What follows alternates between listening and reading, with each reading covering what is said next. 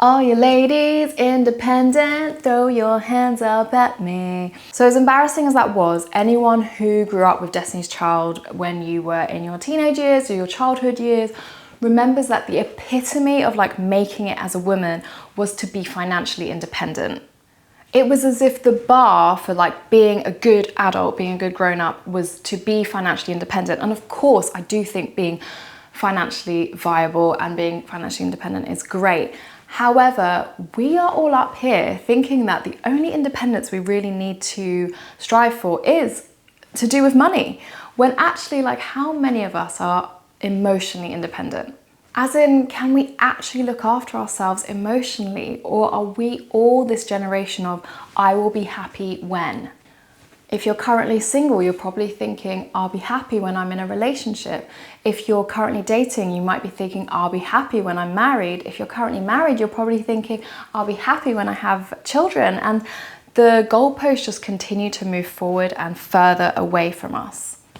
And while all of these things are good things to desire, you know, family life, marriage, a good job, a house, whatever it is that's on our list of I'll be happy when, all these things are actually outside of us, and it means that we are emotionally dependent, meaning that our feelings of emotional safety, emotional okayness is all outside of ourselves and dependent on factors that are, you know, other people or monetary factors or anything that, you know, isn't quite 100% in our control. And the reason I'm talking about emotional independence today is because it's an idea that's really resonating with me at the moment, because I'm really trying to reach a place where I can just be so free, entirely free to love and to be loved, and not to have my emotional dependence on how another person thinks about me or views me.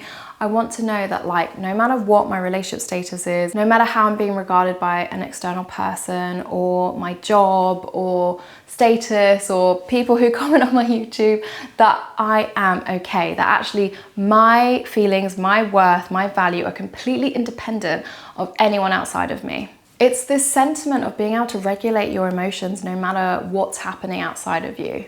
That's without seeking approval or attention or validation from others, where, you know, those things become very tiresome. And I think when you're not in a good headspace with your own emotional independence, that's when dating can just become a minefield, because it can just become so soul destroying.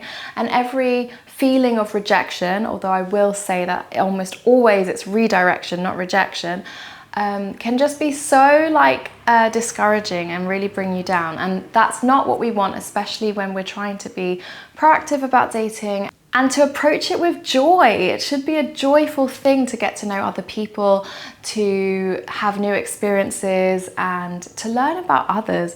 Really, we need to enter into dating with this air of curiosity and, you know, just interest for the other person, in the other person. And something that I really love encouraging others and myself is to just be really confident. We should be able to move through the world confidently through our communities to help build connection with others, because if we feel our best, that's when we can show up our best and actually like intrigue and interest others. While when you're in a place of emotional dependence, your self-esteem, your self-worth can often be dependent on others, and that's something that we really want to try to shake off so that we can be you know, at a really good level. And as I said before, you know, free, because I really think it's when we date from this place of freedom that that's when it can be most fruitful, because we're not looking for another person to complete us. We're not looking for another person to make us feel like we're worthy or we're good or good enough. We know that we're good enough, and we come completely whole,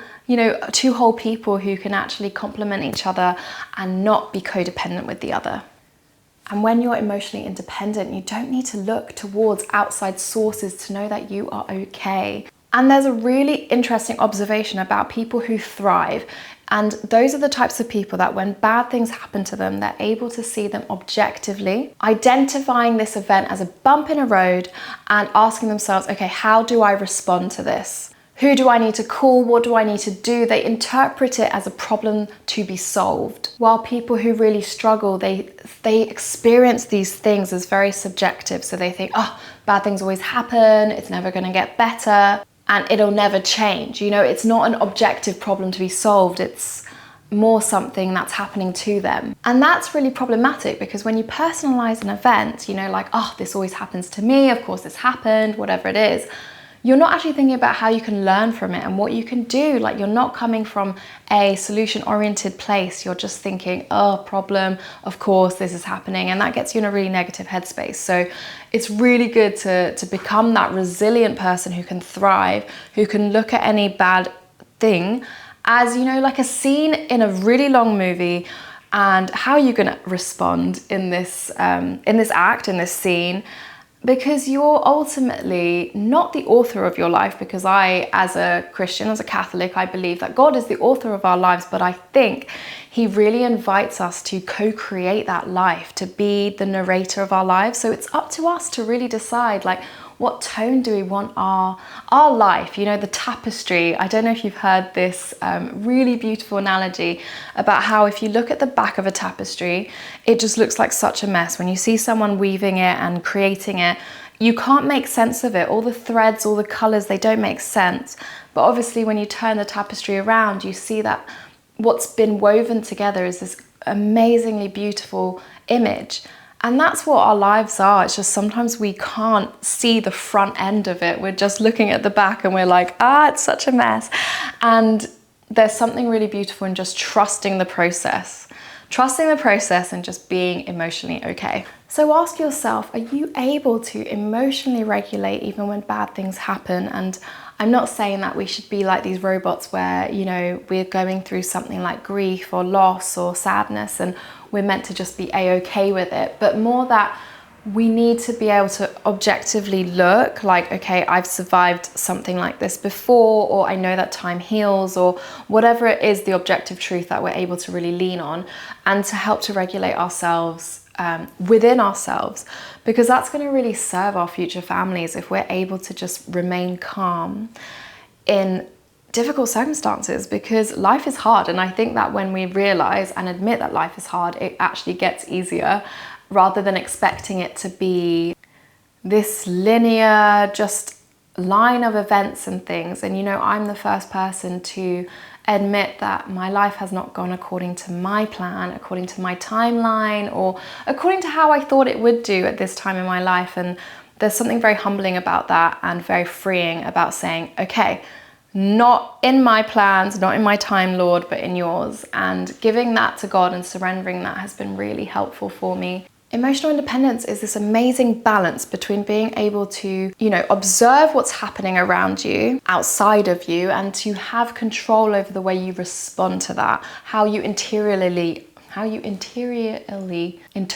think is the word I was looking for, how you internally respond to that. This inherent belief in yourself that you are good, you are valuable, and you're okay remains intact no matter what you're going through. You have this really strong sense of self, and what could be more attractive than someone who has a strong sense of self, because then you are always going to feel safe around that person, because you know that they're grounded. And that's really the place I'm trying to get to, because we don't want to enter a dating scenario when our emotional dependence means that we only feel okay if someone else is okay.